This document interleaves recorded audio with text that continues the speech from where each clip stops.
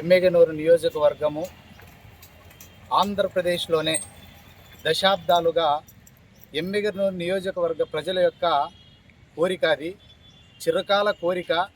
ఎందుకంటే ఆంధ్ర రాష్ట్రంలో ఎక్కువ మెజారిటీగా చేనేతలు ఉన్నటువంటి ఈ చేనేతపురి ఎమ్మెగనూరు మహానగరంగా ఏర్పాటు చేయడంలో అభివృద్ధి కార్యక్రమాల్లో సంక్షేమం అయితేనేమి, వ్యాపార వైద్యపరంగా అయితేనేమి అన్ని రకాలుగా అభివృద్ధి చేసి దాదాపుగా దశాబ్దాలుగా ఈ యొక్క ఎమ్మెగనూరుని ఈ రాయలసీమ ప్రాంతంలోనే అన్ని జిల్లాలు, అన్ని నియోజకవర్గాలు ఎమ్మెగనూరు వైపు చూసే విధంగా అభివృద్ధి చేసినటువంటి ఘనత, ఒక మ్యాప్ ఆంధ్ర రాష్ట్రంలోనే ఒక ప్రత్యేకత సంతరించుకున్నటువంటి ఈ ఎమ్మెగనూరుకి ఈ ఖ్యాతి ఘనత తీసుకొచ్చినటువంటి మహానుభావుడు బివి మోహన్ రెడ్డి గారు. మళ్ళీ ఈరోజు దౌర్భాగ్య పరిస్థితి ఏంటంటే మన ఎమ్మెగనూరులోన కనీసము ఎన్టీ రామారావు గారి విగ్రహం కానీ బివి మోహన్ రెడ్డి విగ్రహం లేకపోవడం అని చాలా బాధాకరము.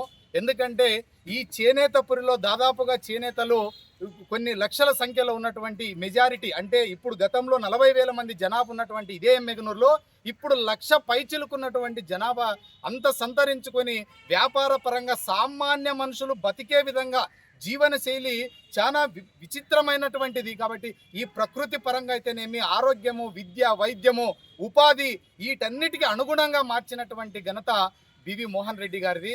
మరి ఈరోజు ఇప్పటి వరకైనా కూడా ప్రభుత్వాలు మారినా కూడా ఇది చిరకాల కోరిక, ఎమ్మెగనూరు ప్రజల యొక్క చిరకాల కోరిక. మరి ఈరోజు ఆ శ్రీనివాస్ సర్కిల్లో ఈ బివి మోహన్ రెడ్డి గారు, స్వర్గీయ బివి మోహన్ రెడ్డి గారి విగ్రహాన్ని ఏర్పాటు చేయాలని మేము ఎమ్మెల్యే గారికి కూడా రిప్రజెంటేషన్ ఇవ్వడం జరిగినది.